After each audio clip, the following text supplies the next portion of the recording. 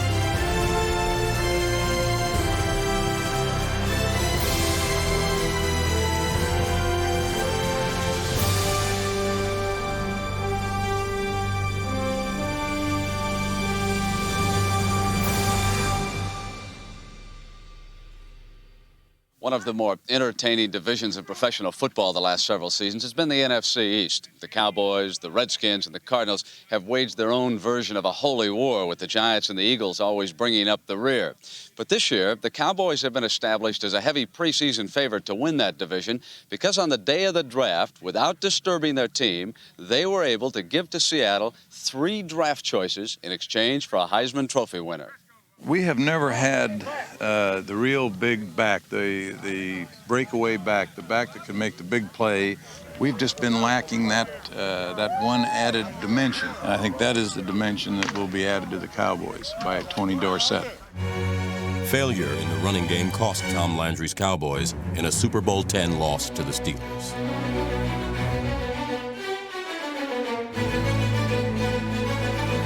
The next year, another power outage at running back short-circuited Dallas against the Rams. We're one player away from winning the Super Bowl. And I promise you, if it was ever true, it was true for that 77 team. We had this puzzle, and the puzzle doesn't work unless, every piece plays a role in the puzzle, and we were missing one piece, and that was Tony Dorsett. Oh, no. I'm not the final piece of this puzzle. I'm just a guy just trying to fit in. I mean, they already had all these great players, these all-pro players, and guys that are highly visible in the National Football League. So I was just trying to blend in. You see him for the first time, you're wondering, what? This little guy? And then you're a little skeptical because now he's in the pros. And you look at his small stature, and you're wondering if he can do the same things on a professional level that he did on a college level. Tony Dorsett was always a star. He was the nation's best high school player at Hopewell High outside Pittsburgh, an NCAA champion and Heisman Trophy winner at the University of Pittsburgh, and the #1 pick of America's team. Coming in as a Heisman Trophy winner with a lot of hoopla, I knew there was going to be some people trying to test me. There was going to be a lot of eyes up on me, and I might get challenged. I know he had a certain arrogance about him. He had an air about him that he did have a sense of entitlement. And he, too, looked at the Cowboy team and knew that he was probably the best talent at the running back spot. So he wanted the job. It just didn't work that way. You weren't ever just handed a job. You had to earn it. He was a prima donna. He was a sweet-looking, running son of a gun. And an arrogant guy like me, a self-promoting guy like me, didn't mind. I just wish I'd have got his money. He got way more money than I did. We had to bring him down a notch, and Coach Landry was very good at doing that. Dorsett was beaten up in summer camp and beaten down by head coach Tom Landry. Tom doesn't want prima donnas, and Tom has a way of humbling people, they would tell me. And, you got to do this and do that, and he's just going to test you. He plays these mind games, and I got down on myself and was really, really, really in the dumps. Everyone else was sky high. This perfect mix of emerging stars and veteran all-pros expected to reach the Super Bowl. Coach Landry ran our team like a corporation. We had goals. We had methods to obtain the goals. We had critical points to obtain the methods that attained the goals, and then we had the individual exact details to perform the critical points, to perform the methods, to perform the goal. And the goal was to win the Super Bowl.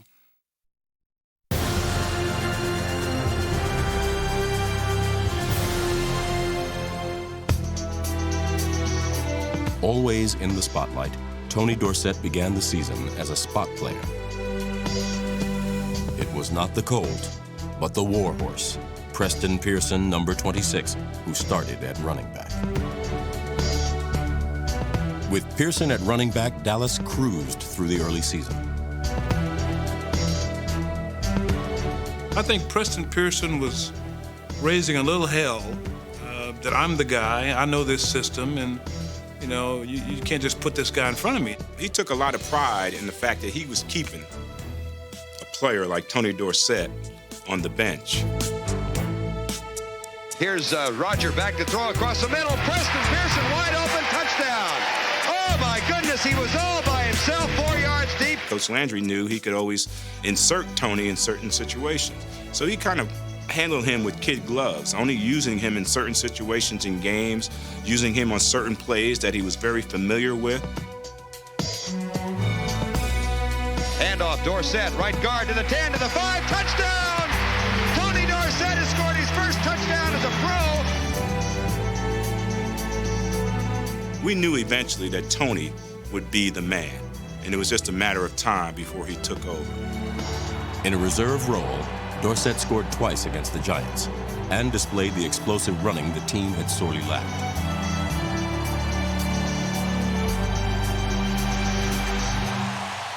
I didn't like the way the media was handling the whole scenario from the standpoint of when I come into a game, they're expecting these miraculous things to happen. As a running back, that's not the way it goes. It wasn't a situation where he had to come in and be the savior. You know, we had a good football team. In the fourth week, Dorsett was still not starting, but he revolutionized traditional cowboy running philosophy. My whole thing was, look, I am a runner. I run to daylight. I run to what I see. And it always not going to be like you draw it up X's and O's. We were running practice, and I'm rolling this thing, and our defense, you know, playing the mock defense of the Cardinals, they were moving, and so they went, and I seen it broke all the way back across, back behind the center. It will never in 100 years ever break like that. Stay on side, I said, Coach, I gotta run to what I see. I roll slant 24, and it broke back just like he said it would never break in 100 years. And I go 77 yards for a touchdown. To the 50, the 40, he's to the 30, the 20, the 10, the 5, Tony Dorsett, touchdown!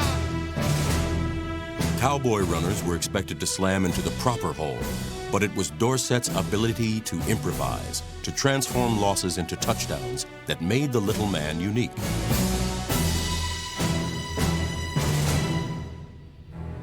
Coach Landry changed the way he coached. When Tony Dorsett showed him that he could cut back against the grain or get through holes that nobody else has ever gotten through before. And the next day in the meeting, Coach Landry comes in and he says, okay, Tony's a different type of runner. What you guys are going to have to do as offensive linemen, you're just going to have to put your hats on your guy and keep your hat on him, and he's going to run to what he sees. From that point on, I never had another problem. I was able to become TD and be myself. Tom Landry allowed Randy White to be himself when he moved number 54 to defensive tackle. For 2 seasons, White was imprisoned at linebacker while Dr. Frankenstein tried to build him into a monster like Dick Butkus. Like the legendary linebacker, he was ferocious, but not quite skilled enough to play the position. Randy is a down lineman. You know, he's not a guy that's comfortable playing standing up. He likes to get down in a 4-point stance and get after people. What Dorsett added on offense, White added on defense, where he was the destructive inside force on the doomsday defense. On game day, this meek, humble person turned into a monster. I mean, He was ferocious on game day. And he scared me. I've never been afraid of anything. And Randy White scared me. White scared everyone but Thomas Henderson, a player who challenged both coaches and teammates. Thomas Hollywood Henderson was a provoker. You know, he was an instigator. He was always trying to get under somebody's skin. And he just picked the wrong guy, you know, Randy White. Why would you want to mess with Randy White? You know, he wasn't called the Manster for nothing, half man, half monster. Randy White, one of the strongest men in the National Football League. Thomas Henderson, cocaine addict. That wasn't fair. That wasn't a fair fight. Randy proceeded to just to lift him up, and I think he lifted him with one arm and slammed him into the locker, and it was over pretty quickly. He picked me up, he stuffed me in my locker, then he had me pinned to the floor. And I said to him, while he had me pinned to the floor, if you let me up, I'm going to kick your ass. It was just crazy. Randy did do a number on Thomas. He was very good to him. He could have hurt him a little more if he wanted to. So he didn't pound me, he didn't hit me, he didn't whip my ass like he probably could have, because he knew I'd probably kill him. I mean, you know, I'd go home and get something and come back and put on his big ass. I actually think after that incident, Randy and Hollywood became closer. They had a better understanding of each other. I know Hollywood had a better understanding of Randy White. Randy White and the ferocious front four were the bedrock of the Doomsday Defense, the best defensive unit in the NFL. Because this defense read offenses instead of attacking them, they were labeled as soft. We would hear a lot of teams talking about us being a finesse team and not a physical football team. We would laugh at that and say, let's wait till Sunday and see what they say once they walk off the field. And I don't know how anybody could ever say our Doomsday defense wasn't physical.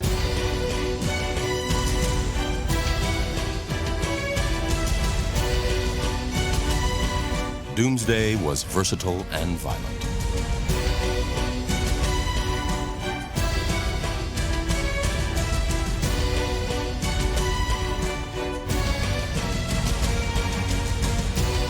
Number 79, Harvey Martin, recorded the most sacks in the NFL and was named Defensive Player of the Year.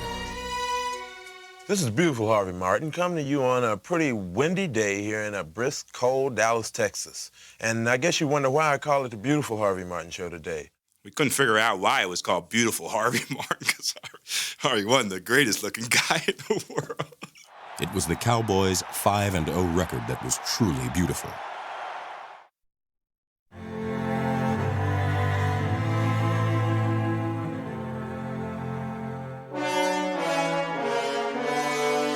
The team's perfect 5-0 record in 1977 did not satisfy their perfectionist head coach.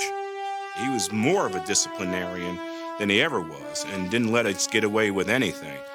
His critiques on the games, after the games we played, we would win the game 30 points or so, and we'd go to that meeting on Monday afternoon and it'd feel like we lost. You know, he'd beat us down. He would never let us feel comfortable with what we had accomplished. It was a great motivation to avoid Coach Landry looking at you, because when he'd look at you and you knew that he's looking at you because you did something wrong mentally, then you just wanted to crawl under the carpet. You know, it was hard to accept as a player, his aloofness and the fear that we had for him, being men ourselves and fearing this man. If you really wanted to get a picture of Tom Landry, it would be in Thousand Oaks, California, with him on that two-story apparatus with a bullhorn. That's about as close emotionally that you got to him. But the dour coach hid a whimsical side. Do you know me? I'm one of the best-known cowboys in Texas. But a lot of people don't recognize me in a cowboy hat. So I just carry the American Express card. It can help you out in plenty of tough situations because you never know when you're going to be surrounded by Redskins. Howdy. To apply for the card, look for this display and take one. The American Express card. Don't leave home without it. If he liked anybody, he probably liked me. But you know what? I had no earthly idea of knowing that. He never showed ever that he cared about any of us as an individual. Landry loved him. Now, you know, if you're going to look around the football team and wonder does he like anybody? He loved Charlie Waters. Coach Landry and I had a different rapport than Coach Landry and other players. And the reason for that is I played quarterback in college, and then when I came to the pros, I played defensive back. And Coach Landry played quarterback in college, and when he came to the pros, he played defensive back. Coach Landry also played corner in the pros when he really wasn't a very good corner. He was really, really good safety, real smart. And then that's just what I had to do also. Charlie Waters' journey from also-ran to all-pro was a painful odyssey. Coach Landry came to me and asked me to play corner. And I wasn't a very good corner. I didn't have the speed to play corner. So he made a sacrifice to play the cornerback position, even though he knew he was really a safety. He took a lot of beatings there, got humbled in a lot of ways. I remember Charlie Taylor continually beating him. Sometimes it didn't matter how smart you were or how much technique you used. I just couldn't play out there because I didn't have the raw speed to play the cornerback spot, and I was abused.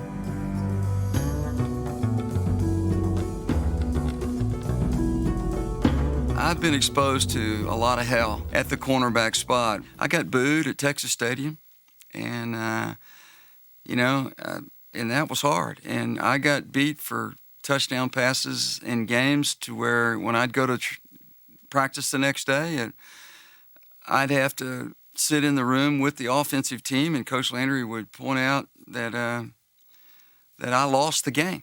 And, he was real blunt about those sort of things. And so it taught me how to deal with adversity. He paid his dues at cornerback, and it's amazing that it didn't ruin his psyche. Knocked down but never counted out, Waters finally earned the admiration of his head coach. Coach Landry got up in front of the team, and of course this is a game that I lost the game for him. And he said to the team, he said, look, Charlie had a tough day yesterday. That's an understatement. And he said, but if I'd had 45 guys that tried as hard as he did, he said, I wouldn't have lost a game in my whole career of coaching. With the switch to safety in 1976, Waters became the brain behind the brawn of Doomsday. Rarely out of position, this coach on the field turned himself into an all-pro.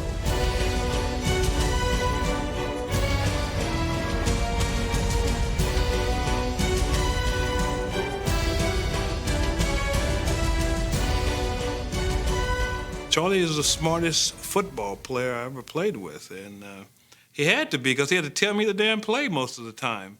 There's no one player I have more respect for, what he sacrificed for this game in the NFL to play it as long as he played it, than Charlie Waters. Because we were the Dallas Cowboys, because we were America's team, we were in everybody's living room, and people hated us. We want Dallas! Dallas! We hate you! Dallas! Everybody that played us, every game was like a playoff game. The hated Cowboys won their first 8 games, often as the result of its special teams. Waters can pick it up and run. He's got it at the 15, the 10. He cuts for the goal line. Touchdown, Cowboys! Bob Hammond waits for it at the 22, has it. Here comes the rush. He fumbles the ball. Giants pick it up and head right. Now there's another fumble. Jay Seldy has it. Goes in toward the end zone. Touchdown, Cowboys! The Cowboys had a strong supporting cast, but the lead actor remained quarterback Roger Staubach, who generaled this imaginative offense with precision.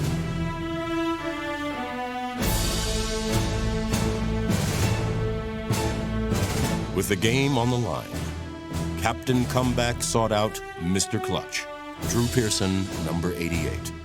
Pearson, an undrafted free agent quarterback, became the Cowboys' all-time leading receiver. Roger going deep for Drew down the sideline. Caught at the 25, to the 10, to the 5. Touchdown, Dallas Cowboys. And you would not believe the spike that Drew Pearson just put on that ball. Clutch. Yeah, they called him Clutch. What he brought to the Cowboys, though, was every week he vomited on the field. He threw up. And I would throw up, too, if I was as skinny as he was. But he'd walk over to Tom Landry on a timeout and just throw up. And everybody on the defensive side of the ball just loved Drew Pearson because they knew how tough he was as far as performing when you had to perform. You trusted him. You knew that he was going to give up his body over the middle. And he was a twig. He weighed 160 pounds, 150 maybe. He was just a guy you could count on. I think it's a combination of things that happen that put you in a position to make those big plays. And the number one thing is you got to have the confidence of the coach to call your number in those situations. You don't have his confidence, you definitely have to have the confidence of the quarterback. And I had Rodgers' confidence. While Pearson looked slow, no one was fast enough to catch him. With an 8-0 record, the Cowboys were primed for a rush to the playoffs, a goal the team leaders never lost sight of. He was a leader for us, both on and off the field. He not only did it vocally, but he showed by example. I mean, he did it both, and you don't have many guys that do that, but he was our man.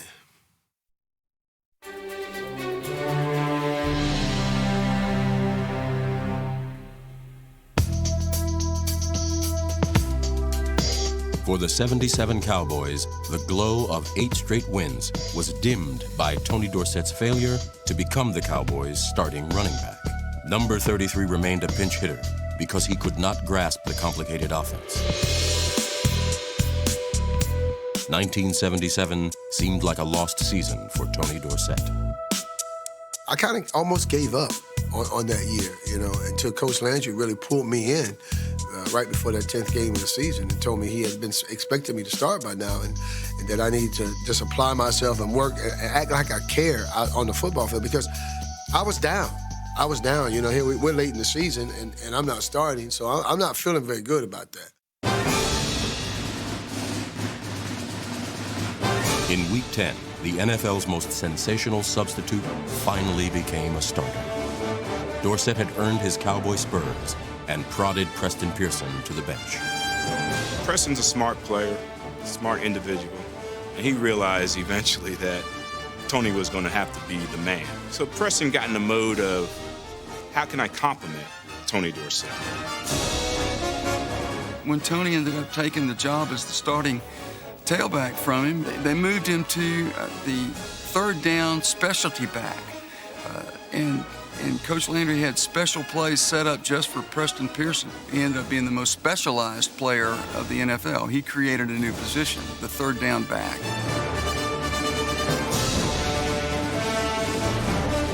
With Pearson now a third down specialist, could the undersized Dorsett withstand the punishment as a starter?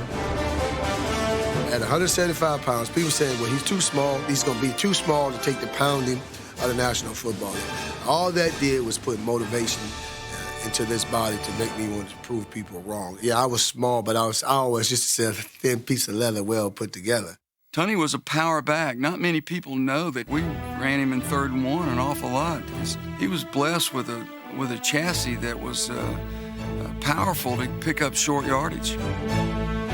Tony was different than any back that had come into the NFL at that time, and that he had blazing speed. He could start from a stop and go full speed after the second step, which is incredible. I mean, he was 0 to 60 miles an hour after the second step.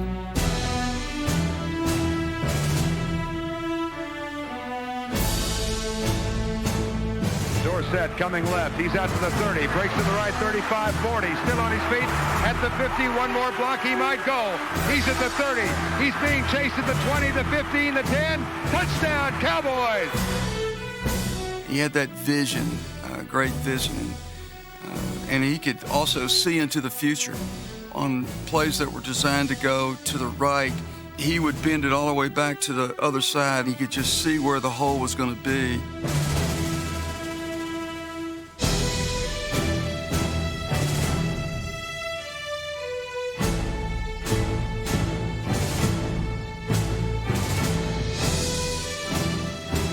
The handoff goes to Dorsett, dances into the secondary and heads left. The 30, the 40, comes right to the 50, to the 40. He's going to score. Tony Dorsett, 84 yards on the touchdown. Although he started only a handful of games, Dorsett rushed for over 1,000 yards and was named the NFL's Rookie of the Year.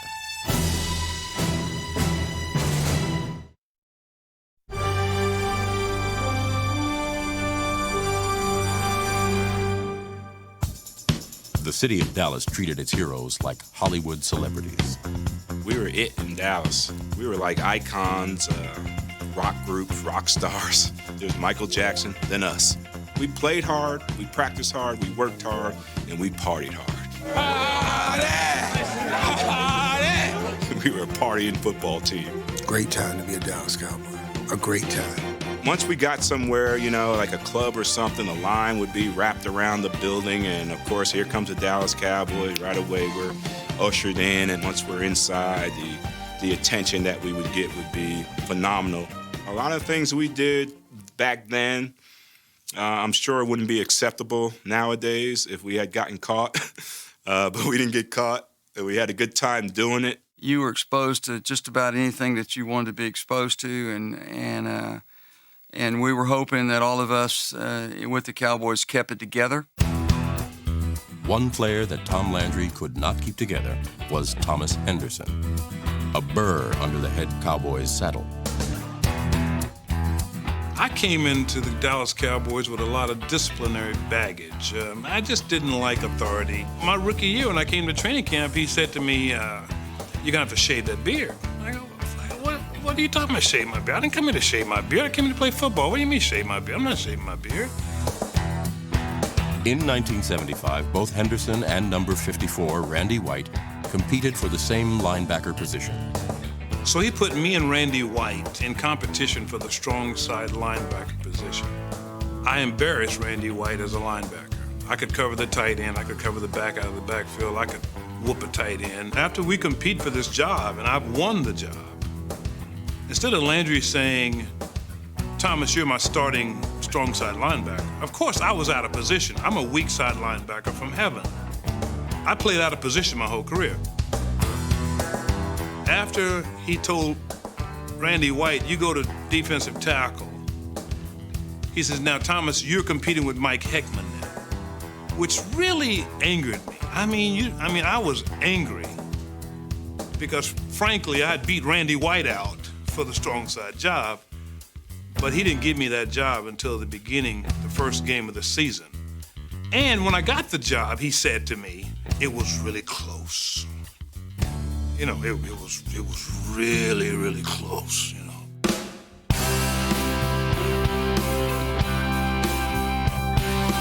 As fast as Henderson ran his mouth, his legs were even faster.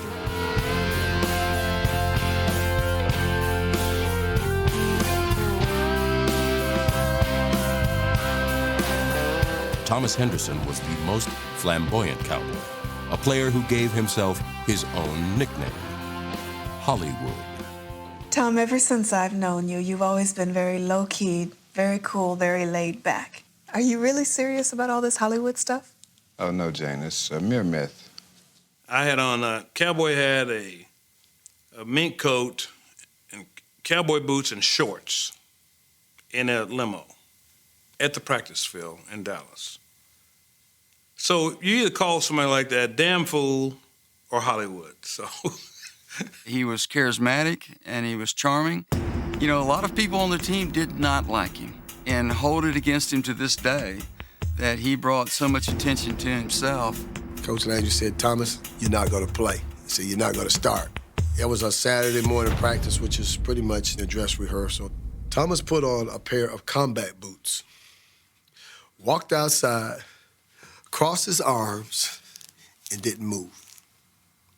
And he told Coach, he said, you can replace me, but you can't duplicate me. He said, if I'm not starting, I'm not playing. Hollywood was such an athletic marvel that he turned defense into instant offense in 1977.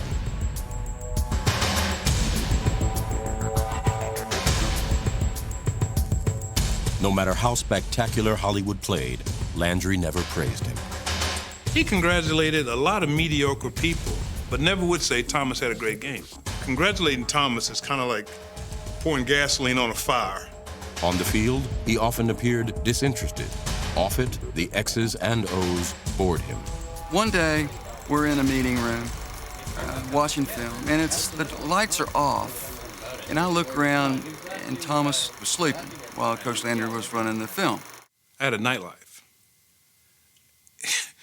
And, the nightlife, didn't coincide with 8 a.m. or 9 a.m. Dark room projectors clicking to put you to sleep.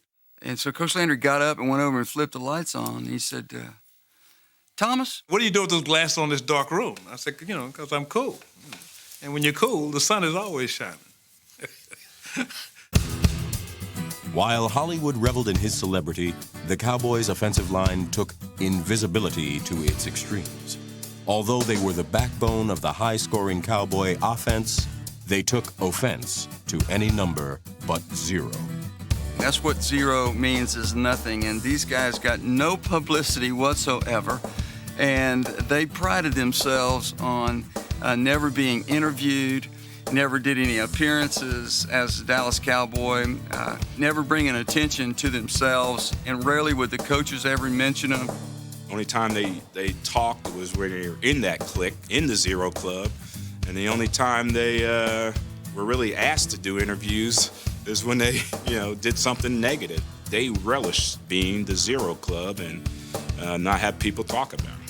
It was a catch-22 because next thing you know, they become popular. Here we are talking about the 0 Club, and that's just not right. You're not supposed to do that. Nobody's supposed to get any publicity. 0 was not a number associated with the offense. Dallas piled up points like a pinball machine. They won their last 4 games to finish the season with a 12-2 record. Super Bowl XII was clearly in their sights.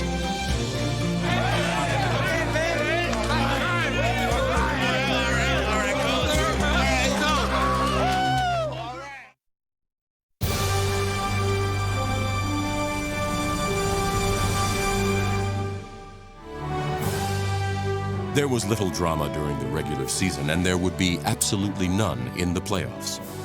The championship chase began with a mismatch against the Chicago Bears. Defensively, the whole game plan, all we heard all week long was stop Walter Payton. We stopped Walter Payton. We got a good chance to win the football game. We knew that they weren't going to be able to handle our defensive line. And Walter Payton was a great running back. The flex defense was designed to stop the run.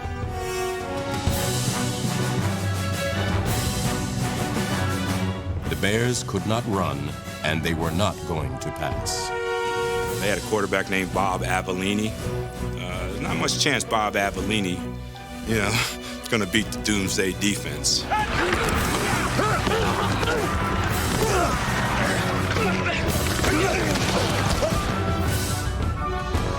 The star of the Cowboys' 37-7 victory was Charlie Waters, who intercepted a divisional playoff record 3 passes.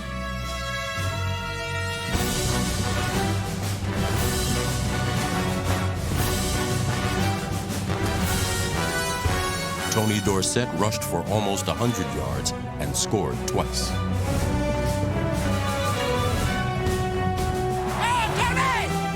Draw play, Dorsett to the 20, to the 15, to the 10, cuts right. He is at the 5, he scores, touchdown! What can you say? This is complete, total, utter domination. The Cowboys had one last baton pass to make on the anchor leg to Super Bowl XII. Good afternoon, everybody, and welcome to Texas Stadium in Irving for today's National Football Conference Championship encounter between the Dallas Cowboys and the Minnesota Vikings.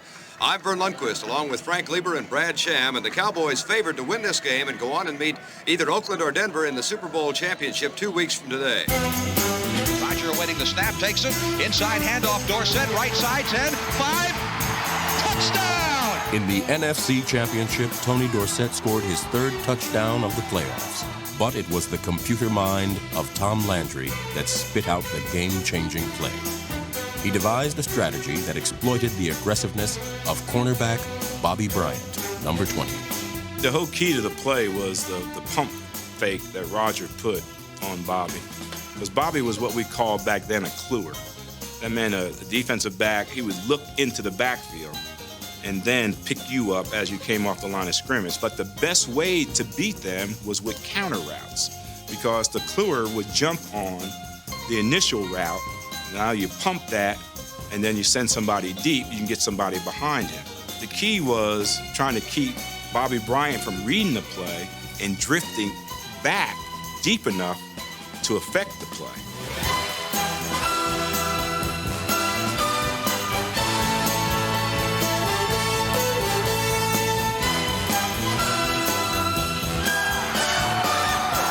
The 23-6 triumph propelled the Dallas Cowboys into Super Bowl XII.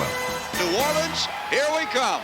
Every player that plays the game, the ultimate thing is to get there to the Super Bowl. We've made that mistake before by saying all we're going to do is just get there. And we did that in '75, and we got there and lost to the Pittsburgh Steelers. So this time around, we weren't just satisfied with just getting there.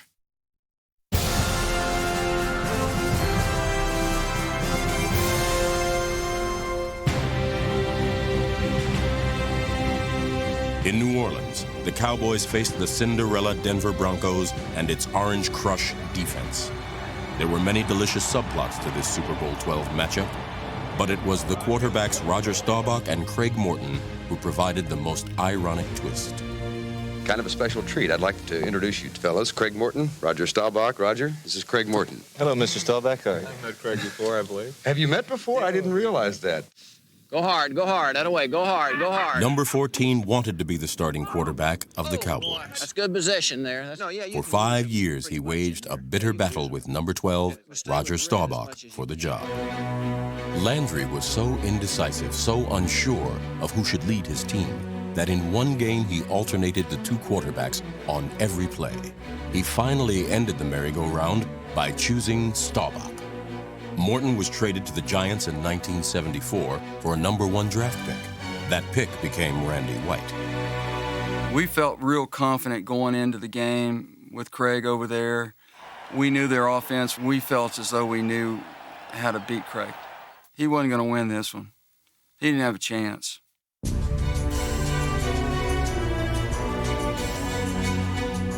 It was doomsday in the dome. Another day at the office for the defense. Fold, spindle, and mutilate. They overwhelmed Morton and held the Broncos to just 35 yards passing. The worst thing that Craig had going into that game was the fact that he played for the Cowboys and the fact that Coach Landry knew him so well. The one thing we knew that he couldn't do was run. He had no legs to run. He couldn't scramble. So our whole philosophy on defense was to collapse that pocket around him. We designed so many blitzes on the field. I got to where I was changing blitzes on the field, drawing it up on the ground. We had a blitz with me going up the middle, and I met the fullback that was designated to block me, and I got through him and got an arm up on Craig's chest and pulled his shirt, and the ball just flooded right into Randy's hand. Doomsday was pretty much unstoppable in that game. Their offensive line couldn't stop him. Craig couldn't get rid of the ball. And when he had time to throw the football, our defensive backs, our safeties were covering up their receivers. Morton will throw, has time this time. Nope, Henderson lets it go. It's intercepted again. Picked off by Aaron Kyle. Suffocating defense allowed Landry to make an aggressive play call in the first quarter. With it 4th and 1 from the 3, the usually conservative coach disdained 3 points for 6.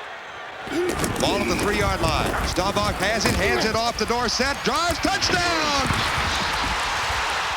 Well, actually, we kind of knew we had this game won at halftime. We were pretty much counting our money at halftime. We were in control. We would really had to fall way off the cliff for us to lose this game. He had plays in there to take advantage of what these guys were given to hit them for big plays to get the ball in the end zone. The first dynamic play squeezed the juice out of the Orange Crush defense.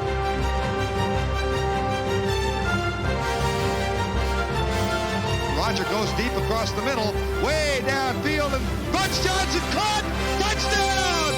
A sensational diving catch by Butch Johnson, the Cowboys' second-year wide receiver. We didn't just come up with those plays on the sideline. We had worked those plays for 2 weeks in preparation to do those things in that game on that Sunday. You give Coach Landry 2 weeks to prepare, and he could probably end that war in Iraq if you give him 2 weeks to prepare to do it, you know? I don't know why, Vern, but I just have the feeling that Tom Landry might have a gadget that he might want to use in a situation like this. The gadget play would be a Robert Newhouse pass. Fires it deep for goalie Richards. Caught, touchdown!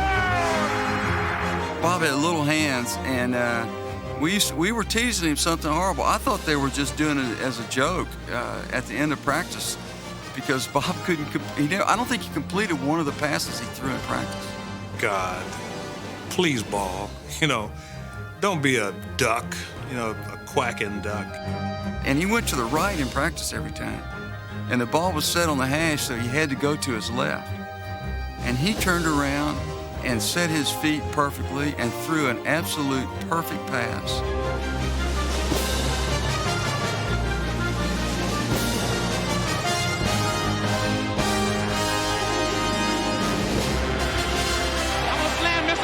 For the Orange Crush after this game. Get Tony over there, will you? Man, I'm over here. Now you get it. I'm celebrating. You go over there and talk to him. The Cowboys had buried Cinderella. They stole her handbag, crushed her corsage, and shattered her glass slipper. Craig Morton had always wanted to quarterback the Cowboys to a Super Bowl victory. On this day, sadly, he did. From the beginning of 1977 to the finish, the end result was inevitable. A world championship. Victory in Super Bowl XII. And then when the final whistle blows, it was a feeling of elation. We finally did it. We're world champions. We reached our goal. We accomplished everything we wanted to do along the way in doing that. And it was a tremendous feeling of elation.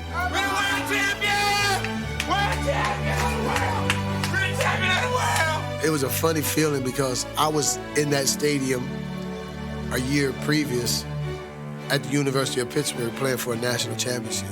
I thought that national championship was off the chain.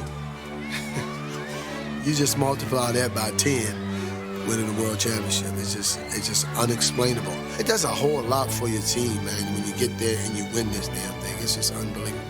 Winning Super Bowl XII is my world championship. I was with 45 guys that, for better or worse, I loved every one of them. World champion! World champion! I can still say that, January of 1978, I was part of the Dallas Cowboy football team that was world champion. It was a feeling of a job well done. I mean, take a deep breath, just saying to yourself, hey, yeah, this is good.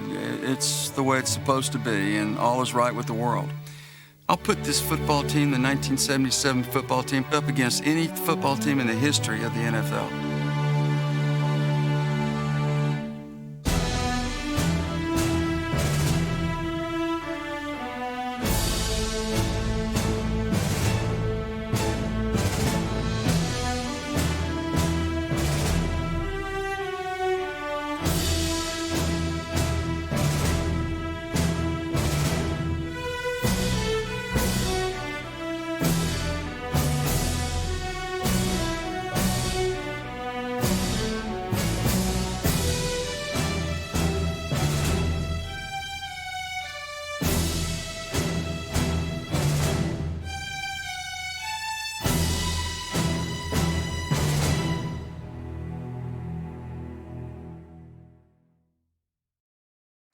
For additional video content, photo galleries, and more from America's Game, visit NFL.com/AmericasGame.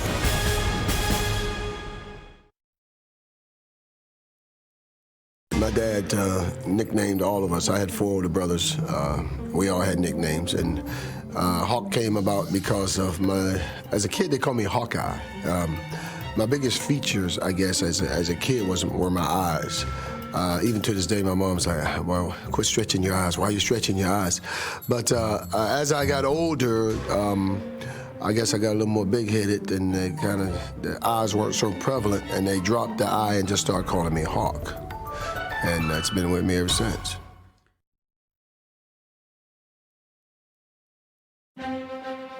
Cowboys head coach Tom Landry could always count on Captain Comeback, Roger Staubach, number 12. Here come the Cowboys. First down and goal from the Minnesota 4-yard line, 10-10 game. Play action, Roger pulls it up, looks for a man, he runs, he dives, he drives, touchdown, Cowboys win! Roger Staubach rolled out to his left, pulled up, wiggle hip, 10 yards, officially 4, and the Cowboys have defeated the Minnesota Vikings 16-10 in sudden death before a sellout crowd in Bloomington. 2 years earlier, in the very same stadium, Captain Comeback launched the Hail Mary pass. Well, the Cowboys need a miracle. Roger takes the snap, pumps it once. He's going long, down the near sideline for Drew Pearson. Pearson makes the catch at the 5, touchdown! Staubach hit Pearson on a 50-yard touchdown. Would you believe it? I think the biggest thing about Roger was the fact that he never quit. Even when the Cowboys trailed by 15 points with 10 minutes left in the 1972 NFC playoffs.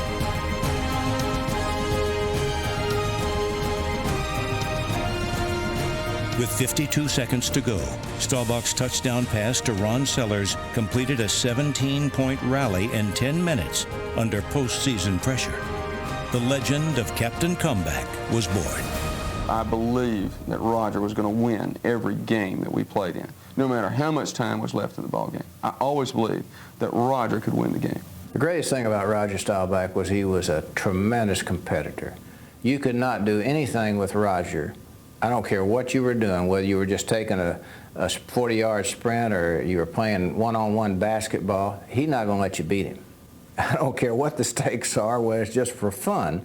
That's what made him great. When I went out against other teams, they were the enemy. I mean, I didn't like them, and I didn't particularly after the game go over and want to shake everybody's hand either. I mean, I wasn't a poor sport, but heck, that's, you know, those guys are the guys that you need to play again. You need to beat them again, and you can't get too close to your enemy. Roger Staubach would be what every parent wanted their son to be. He is the epitome of a gentleman. He's the epitome of a guy who commits himself to a cause. I've got more respect for him as an athlete than anybody I've ever played with or coached. I just don't know, of all the years I played, I just don't know of any player that I played with that disliked Roger Staubach. There's certain guys you look at that you've played against, and I'm proud to tell my kids I played against Roger Staubach.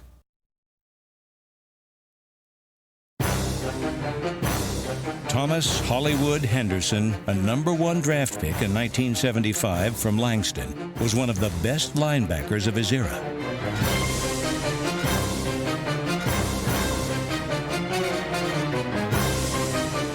As far as pure athletes, Thomas Henderson was, to me, as good an athlete as I've ever seen. Thomas was real different, but the best linebacker I ever seen in my life. Henderson's career lasted only 75 games, as off-the-field issues led to on-the-field breakdowns that threatened not only his football career, but his life as well. Here's the life. The life is, alcohol, drugs, and sex. Let's go. Tee it up. It was a lifestyle that led to prison. Look where you are, boy. Man, how in the hell did you get here from there? How do you go from Super Bowl to cell block? After completing a rehab program, Henderson cleaned up his act. He still goes to prison, but not as an inmate, as a beacon of hope. My name is Thomas Henderson, and I'm a drug addict and alcoholic. Cocaine is what got me to my bottom. Cocaine kicked my butt. I thought I was hip, slick, and cool, and tall, tan, and talented. I was Hollywood. My money was long. I'm strong. I'm a big guy, strong guy. Whip me. Once Thomas really cleaned up, He's really been, he's just been a fun guy and a great example to people. And Thomas, when he cleaned up, he's cleaned up. I've got a new life because I'm sober. And you'll have a new life if you'll stay sober. Thank you very much.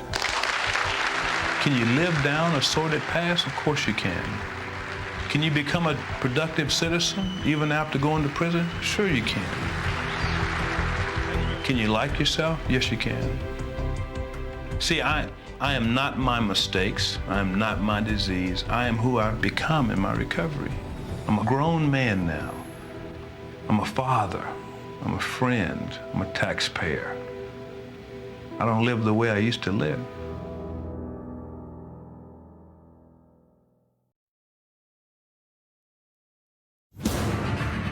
Ed Too Tall Jones stood 6 feet 9 inches tall and had one of the longest careers of any Cowboy player in history.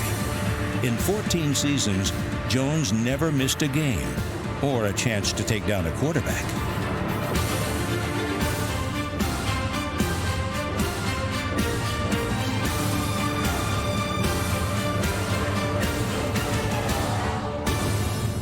When he wanted to, Big Ed could grab anybody and sling them like a dish rag and get the quarterback. Every time I set foot on the field, I gave it my best. And that's all you can ask for. After 4 seasons, Too Tall retired to pursue a career in boxing, even though the Cowboys were poised to make a title run. You think about all these people that sit on their couches at home and say, hey, I could do that, you know, or I'd get in the ring with Mike Tyson for $30 million. You know, now, would you really?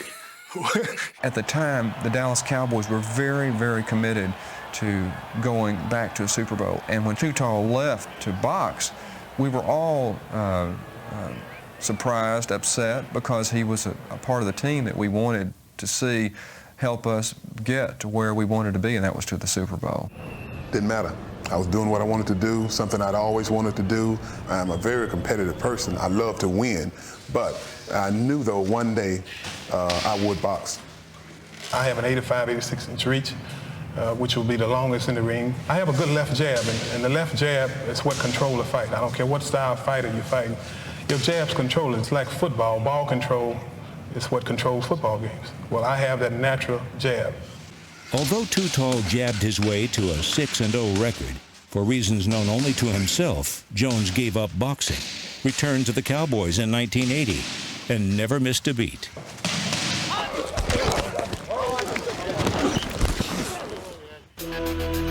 In 1982, Jones was the NFL Defensive MVP. He was an All-Pro twice, played in 16 playoff games, and 3 Super Bowls.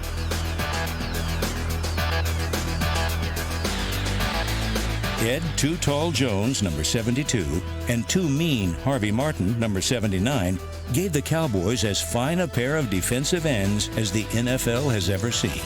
Harvey was really told at one point in training camp that he was never going to make this Cowboy football team because he was too nice.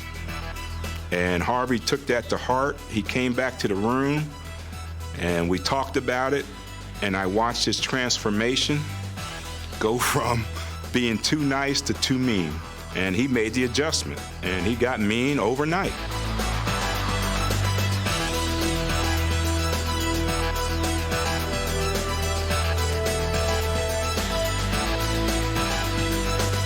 Martin holds the Cowboy records for sacks in one season and career sacks. He was a 4-time Pro Bowl selection, and along with Randy White, a co-MVP of Super Bowl XII.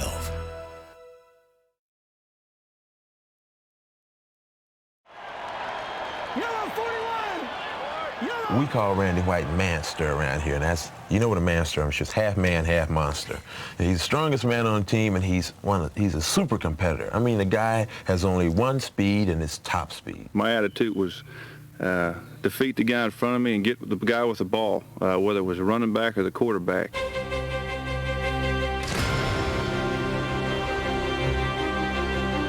I was one of those guys at Dallas that really felt like he should be our middle linebacker because I had played against Dick Butkus, and Randy White to me was the closest thing to Dick Butkus that I'd ever seen, and he could outrun Dick Butkus. He had that mean streak in him that Dick Butkus had. You know, I was against moving him to tackle, but it became a perfect position for him.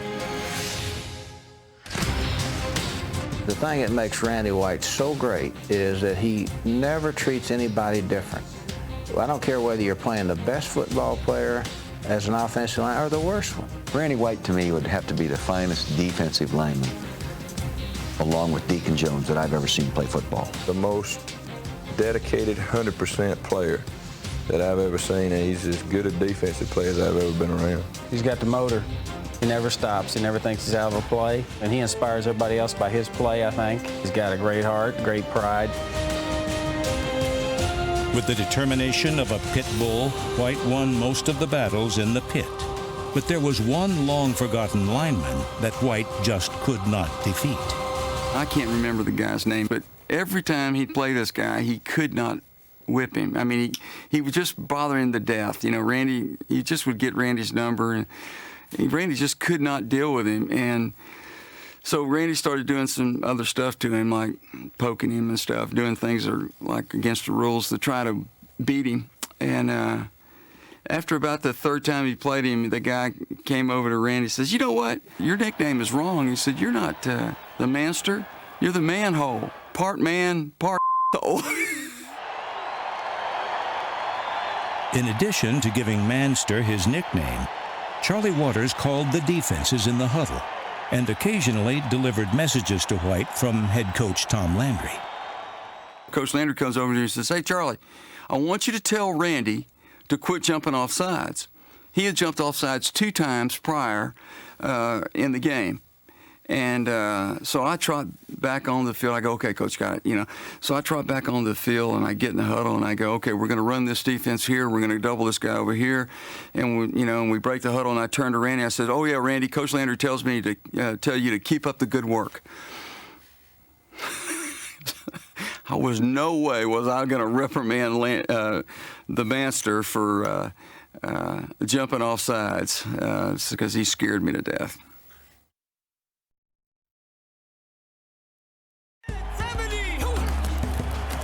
Early in his career, Charlie Waters showed a marked proclivity for blocking punts. I can make something happen on that punt team, punt block team. And I try my best to make it happen. I really get fired up when it gets third down on defense because I know if we get to stop them on third down, then I get a chance to get after another punt.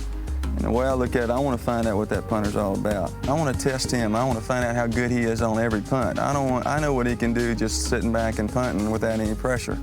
But I want to see what he can do with pressure. I mean, if we don't block the punt, there's a good chance that he's going to shank one every once in a while or punt a 30-yard one. I'll get to a point at about 4.5 yards, I'll think I have a shot at it. And I'll make my judgment then. If I do, then I'll go for it, and sometimes I'll get it. And this is what the punter thinks about. You can't think about the pain factor. You just can't let that compute. If you do, then you're never going to block a punt. You got to be pretty gutsy as far as not really worrying about getting injured. Of course, the offensive team is very much aware of our looks, different looks that we've done the week before and the weeks before that.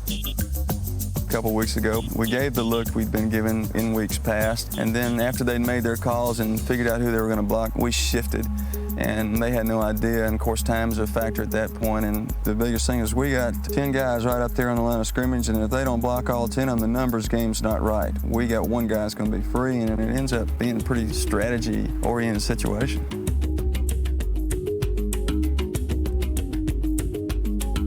After giving up his body for years, Waters was finally rewarded with the fruits of a teammate's labors. Here's Spike Jones. Here comes the rush. They block it. Jay Seldy. Charlie Waters can pick it up and run. He's got it at the 15, the 10. He cuts for the goal line. Touchdown, Cowboys!